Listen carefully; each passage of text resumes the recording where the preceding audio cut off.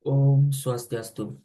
Baik, perkenalkan, nama saya Kadek Christian Pramarta Dwi Payana, bisa dipanggil Christian, dengan NIM 24170511138. Jadi, kali ini saya akan mempresentasikan terkait materi Brahma Widya pada mata kuliah Agama Hindu.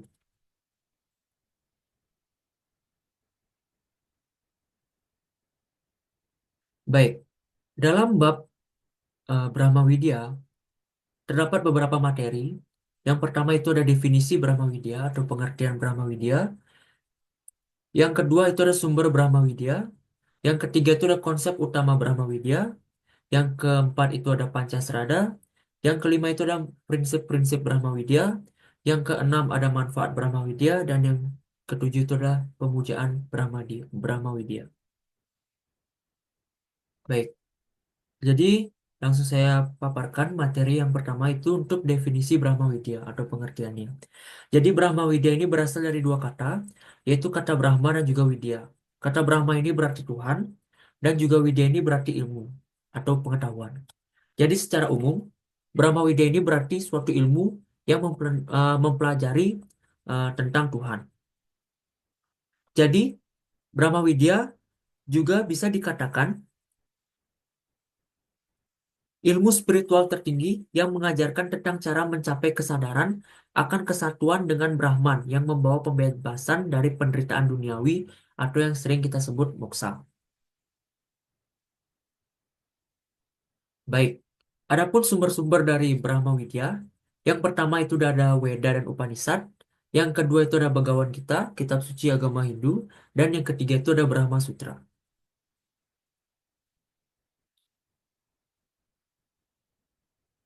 Baik, untuk selanjutnya itu terdapat konsep utama Brahma Widya. Terdiri dari empat. Yang pertama itu Brahma sebagai realitas tertinggi, yang dimana Brahman merupakan satu-satunya kebenaran absolut, dan segala sesuatu yang ada di dunia ini adalah manifestasi dari Brahman. Yang kedua itu adalah Atman dan juga Brahman, di mana Atman atau jiwa individu sebenarnya tidak berbeda dari Brahman, di mana ini dinyatakan dalam Mahavakya, Tatwam Asi, dan juga Aham Brahamsi. Yang ketiga itu ada konsep maya atau ilusi, yang dimana dunia materi dianggap sebagai ilusi yang menutupi kebenaran sejati. Dan yang terakhir itu pastinya tujuan akhir atau moksa, yang disebut juga sebagai kebebasan.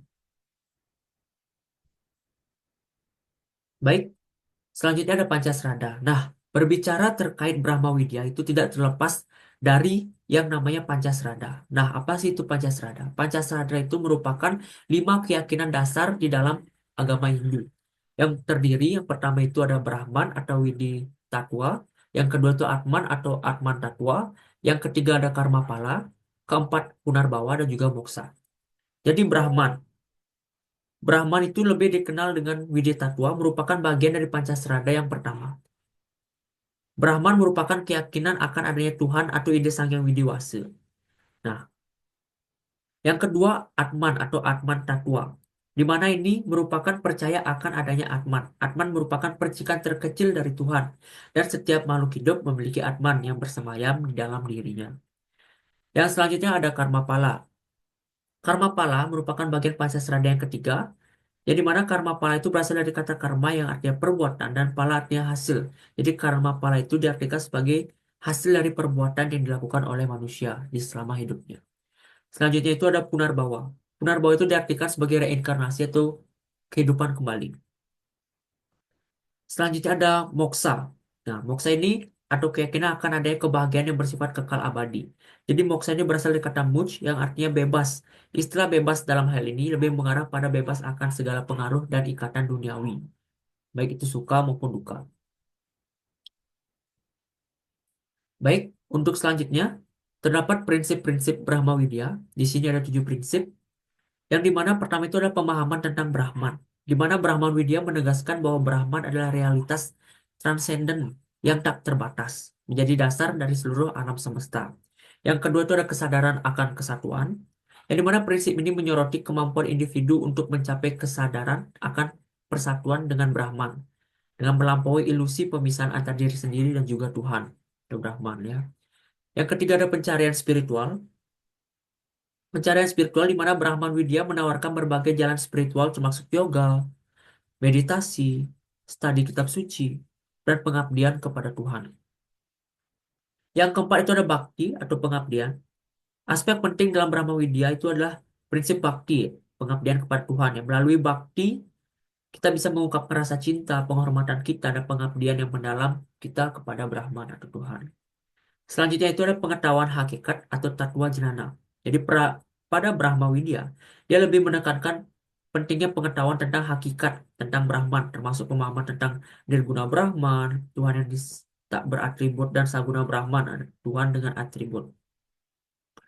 Yang keenam itu ada kesadaran kosmis, yang dimana prinsip ini menekankan bahwa Brahman hadir dalam diri setiap individu dan dalam seluruh alam semesta. Dengan menyadari keterhubungan mereka dengan Brahman, individu dapat mencapai pencerahan dan pembebasan dari siklus kelahiran dan juga kematian atau yang sering kita sebut dengan samsara.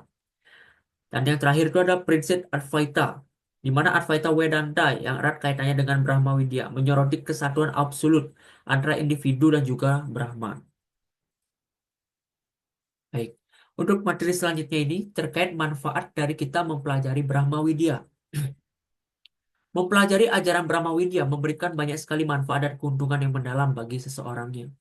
Nah, berikut ada beberapa manfaat dan dari mempelajari ajaran Brahma Widya. Mohon maaf.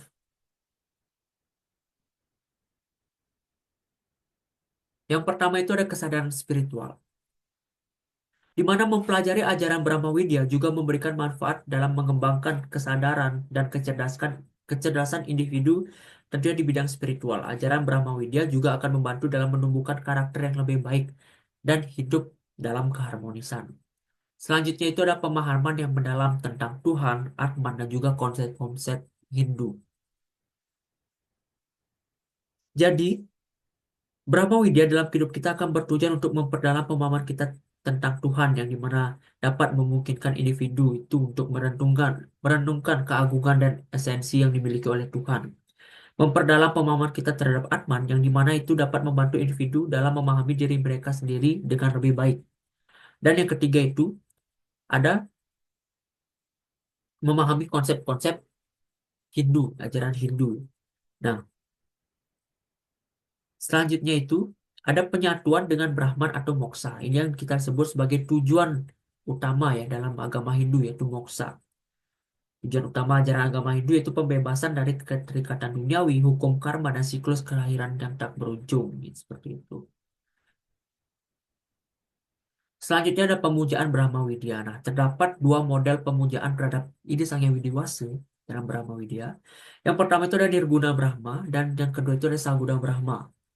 Yang Nirguna Brahma merupakan di mana pemujaan kepada Tuhan atau ide Sang Hyang Widiwasa dalam posisi asintya rupa, yang artinya di luar jangkau atau kemampuan pikir manusia.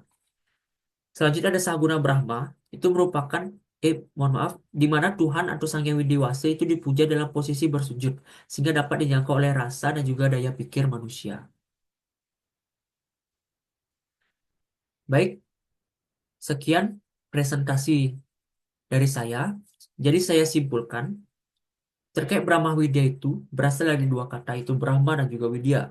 Brahma itu artinya Tuhan dan juga Widya itu artinya ilmu atau pengetahuan. Jadi Brahma Widya itu merupakan ilmu spiritual tertinggi yang mengajarkan tentang cara mencapai kesadaran akan kesatuan Brahman yang membawa pembebasan dari penderitaan duniawi.